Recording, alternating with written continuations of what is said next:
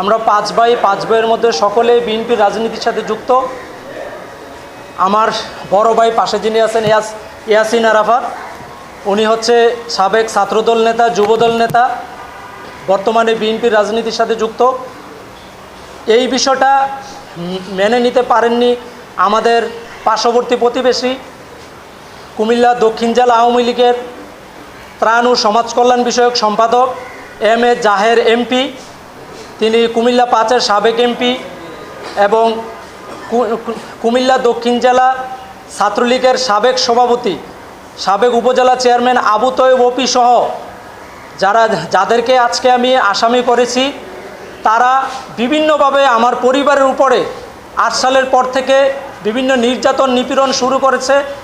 আমার বড় ভাইকে ইয়াসিন আরাফাত, ওনাকে 8 সালের পর থেকে অনেকবার গ্রেপ্তার করে দীর্ঘদিন কারাগারে বন্দি ছিল এবং একটা সময় 15 সালে যখন অবরোধ চলতেছিল তখন আমার বড় ভাইকে ক্রস ফায়ার এবং গ্রেপ্তার করে গুম করার একটি ষড়যন্ত্র হওয়ার কারণে আমার বড় ভাই এলাকা ছেড়ে চলে যায়, ফেরারি আসামি হিসেবে ফেরারি জীবনযাপন করত।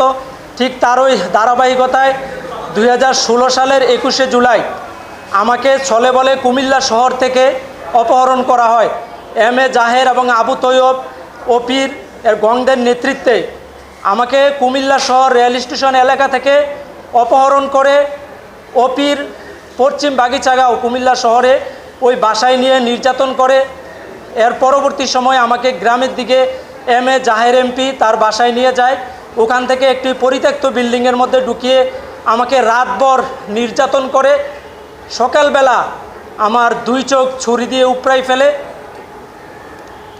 আমার চোখ উপড়ানোর সাথে যারা সর্বাত্মকভাবে জড়িত ছিল, আজকে আমি অপরাধ ট্রাইব্যুনালে এসেছি যে যারা সর্বাত্মকভাবে ষড়যন্ত্রের মাধ্যমে আমার 2 চোখ তুলে নিয়ে সারা জীবনের জন্য আমাকে অন্ধ করে দিয়েছে, তাদের বিরুদ্ধে অভিযোগ দায়ের করেছি। আজকের এই দিনটি আমার জীবনে আসবে আমি কখনো কল্পনা করি নাই। আজকে এই বাংলাদেশে আমি মুক্ত বাতাসে নিঃশ্বাস ফেলে আমার বিরুদ্ধে যারা ষড়যন্ত্র করেছিল, আমাকে অন্ধ করে দিয়েছিল, তাদের বিরুদ্ধে আমি বুক ফুলিয়ে আপনাদের সামনে এসে অভিযোগ করতে পারবো, আদালতের সামনে এসে অভিযোগ করতে পারবো। এই ধরনের সাহস আমার তৈরি হবে আমি কখনো কল্পনাও করি নাই। এই বাংলাদেশ ফ্যাসিবাদ মুক্ত হওয়ার পরে আমি আমার পরিবারের সহযোগিতায় আমি যে দল করি জাতীয়তাবাদী ছাত্র দলের সহযোগিতায় আমি আজকে আপনাদের সামনে এসেছি। আমি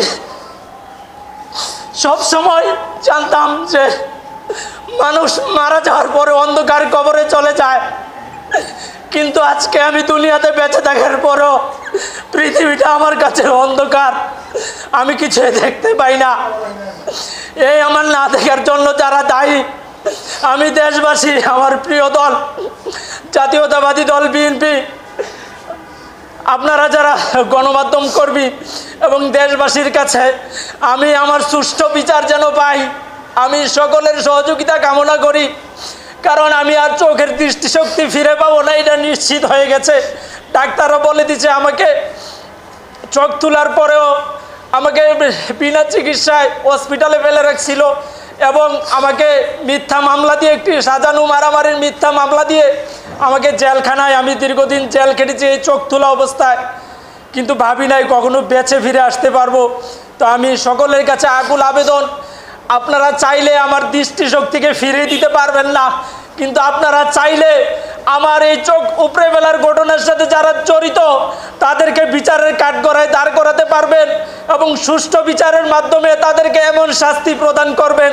বিগত সময়ে এই বাংলাদেশের মাটিতে যারা বিভিন্নভাবে নির্যাতিত নিপীড়িত হয়েছে, আমার মতো অন্ধ হয়েছে, পঙ্গুত্ব বরণ করেছে, সকলের বিচার যেন এই বাংলাদেশের মাটিতে বাস্তবায়িত হয়, আমি আপনাদের কাছে সেই সহযোগিতা কামনা করছি। বিগত সময়ে আপনারা আমার পাশে থাকবেন, আমি সেই আকুতিটুকু রেখে আমি আজকে আমার সংক্ষিপ্ত কথা শেষ করছি।